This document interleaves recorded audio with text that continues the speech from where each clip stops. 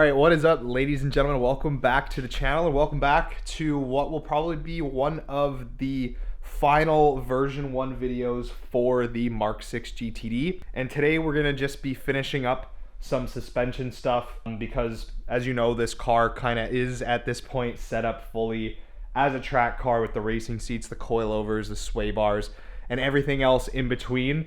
So we're going to tighten up the suspension a little bit more today with the help of one of our sponsors, Whiteline, and we're going to do some front control arm bushings. So this is the, I believe this is the anti-lift kit. So this is the Whiteline anti-lift kit, which comes with these really nicely built aluminum polyurethane front anti-lift bushings, essentially, that connect to the rear of the control arm.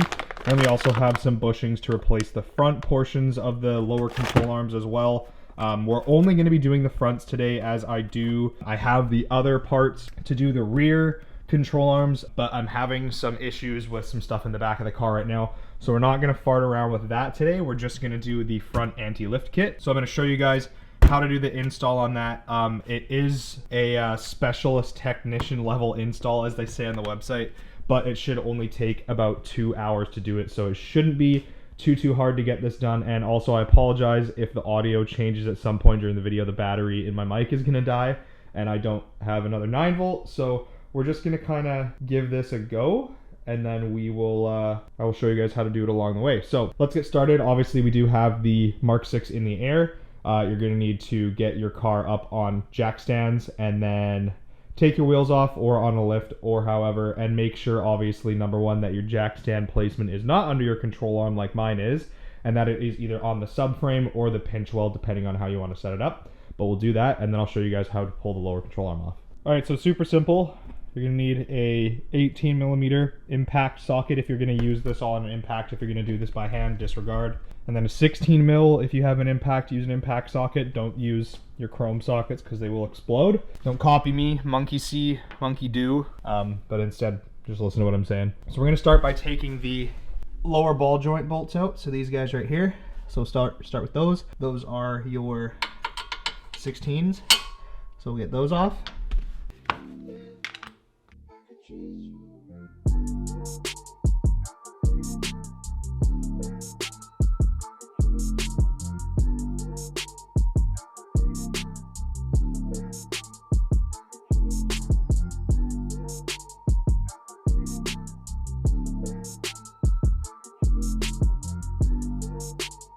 And bada bing, bada boom, that guy's out. So I realized my mic was off. So front one, that goes into the front of the lower control arm. This one here is an 18. So this one's an 18. The bigger of the ones that go on the bottom, so this guy here, this one is an 18. And these two small ones in the back, those two are 16s, along with the 3 nuts for your ball joint. So there you go, control arms out. Now, unfortunately, I don't have a press, so if you have a press, this is going to make your life a whole lot easier to get this, the lift kit bushing out and then the front bushing out. I'm doing both, so I'm going to get this one out first, and I'll show you guys a little trick to get this bushing out if you don't have a press. And it involves heat, so heat makes everything easier.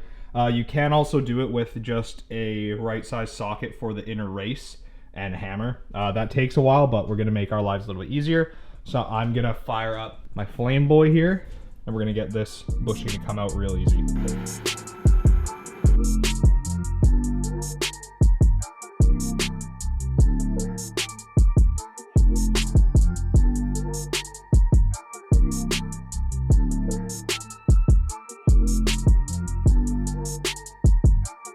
Okay, so since I don't have, like I said, a press to do this, I'm not entirely sure how we're going to get this bit off, but I'm going to give it a go. Same method, just try and heat it up real good, and then push it out. So let's see.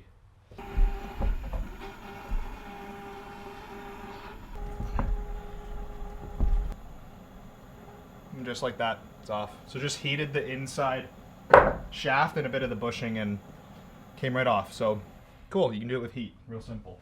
Okay, so now we're gonna clean out both of the bushing holes and the key. Brake clean obviously is the #1 thing. I would degrease it first and then brake clean it. So gonna do that. However you're gonna do it. Make sure it's nice and clean, and then we'll go to the next step after that. So once you have all that cleaned up on the control arm, we're gonna go ahead and do our bushings and everything. So I've swapped out the stock black ones for the red inserts. These are for track use. Obviously the TDI is not very stock, so we're going to be going for the track use ones to make everything really stiff. So you go ahead and you're going to grease the outside of this and the inside of that bushing, and we're going to fit everything in like that, and then we are going to slap this guy on the control arm. So let's do that. Okay, so you can do it by hand. Cool. All right, so there we go. Anti-lift kit is on, front bushing is in. This one was done by hand. I'll show you. It's pretty much, you can just slip that in all by hand, no press or anything needed. So let's throw this thing back on the car. That was actually pretty simple. I'm surprised.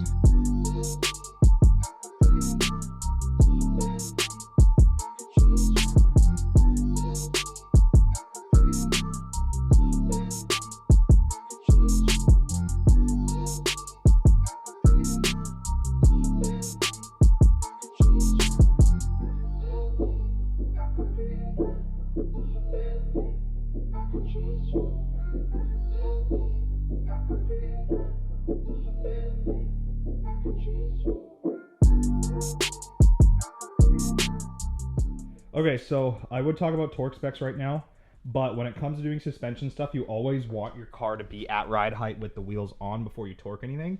So I'm going to get some blocks of wood, put the wheels on, and then we'll set the car down and I'll torque it all up and I'll tell you guys what the torque specs for everything are. And then we'll go for a test drive and see if this thing performs any better with basically now having all of the suspension done on this car. So let's get some blocks of wood. Okay, so just going over the torque specs now that we've got everything in the car good to go.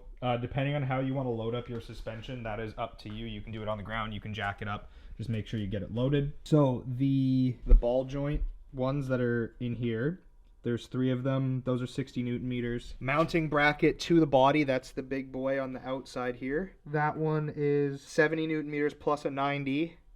And then the 2 on the inside are 50 plus a 90 degree as well. The front control arm connection is 70 plus 180 as well. So the front one is going to be nice and tight. And remember, that's Newton meters. And then when I'm saying 90 or 180, that is an additional degree of turn. And then you should be good to rock and roll as far as having those installed. So I'm going to torque all that up, and then we're going to go for a boot, scoot, and boogie and see how this thing feels.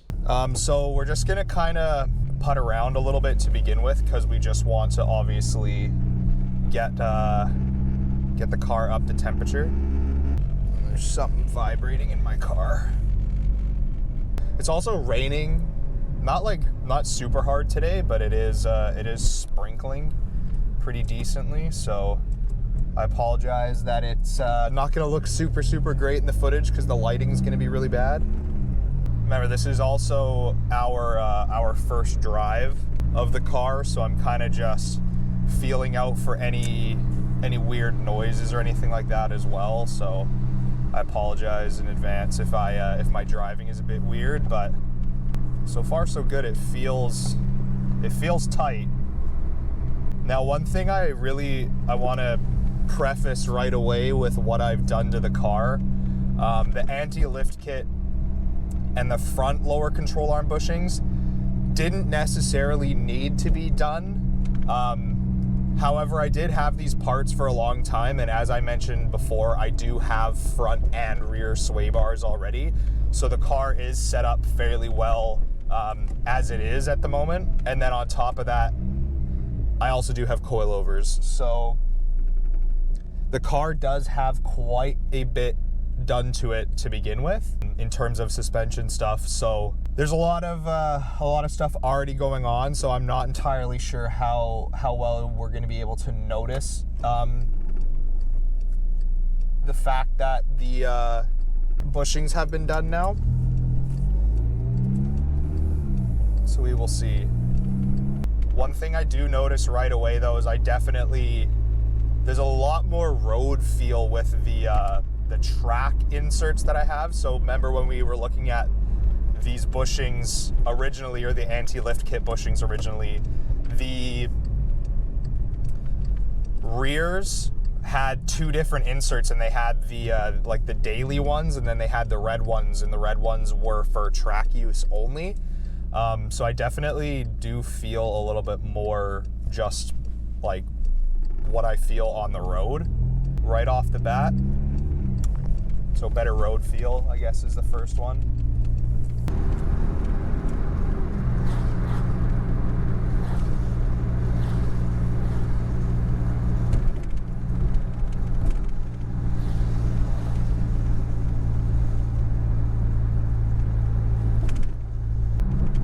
Yeah, the biggest thing I'm definitely noticing right off the bat with doing these is the road feel. The road feel is a lot more sporty, I guess is the best way to put it, but you definitely feel like absolutely everything in the road. Like the road I'm driving down right now is on purpose because there's a lot of imperfections in this road and everything, and I can feel it so much more with these bushings than I did with just coilovers and sway bars. Like you feel the cracks in the road instead of just like all the really aggressive bumps.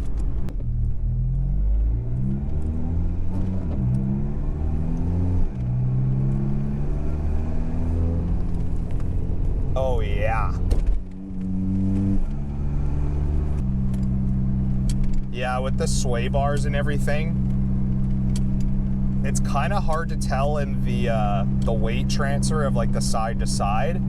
But definitely like biting into that corner, like it's a bit of a like the corner dips, the one I just went through, and then it comes back up on the other side. And yeah, like it doesn't feel like the suspension is shifting so much, and you like point it and there's like no real understeer or everything, which comes back to doing sway bars and that kind of thing. But I definitely feel more confident in the rain going through that corner, and I'm gonna hit it coming the other direction in just a second as well, and we'll see how it feels. But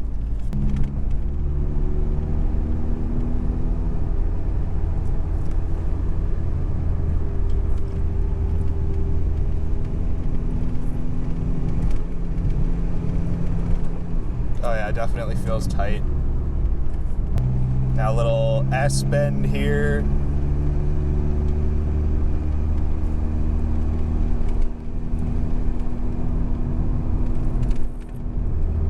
It almost feels like the amount of steering input I have to give it in order to hit some of these corners has decreased. Like I drive some of these roads like fairly frequently, so and it feels like I'm compensating a little bit less for understeer, especially in the wet.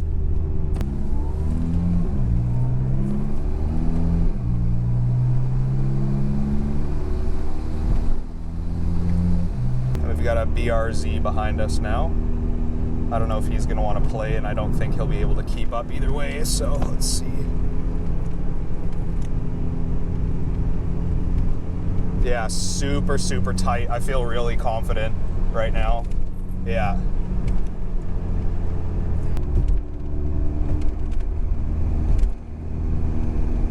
Oh yeah, it feels so planted.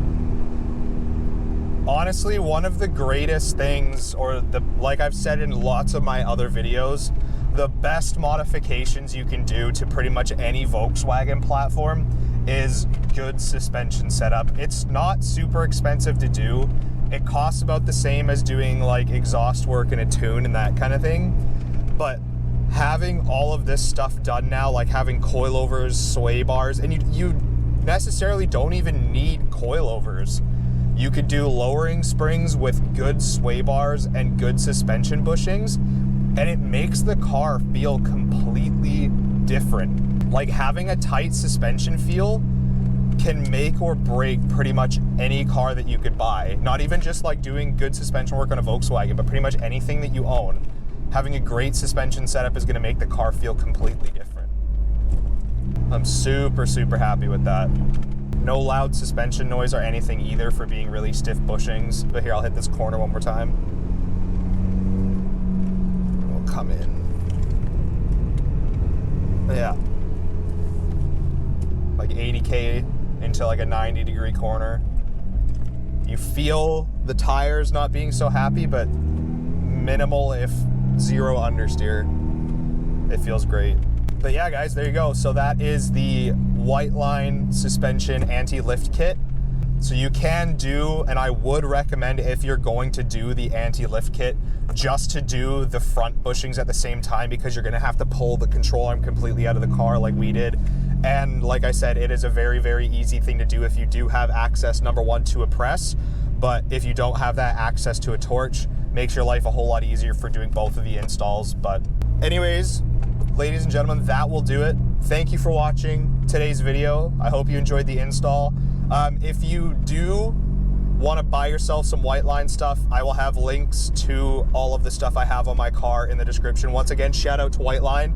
They are a sponsor of the channel. I'm working on getting a discount code for you guys. I had one last year. They're making some small updates to their ambassador system, so I don't have one right now.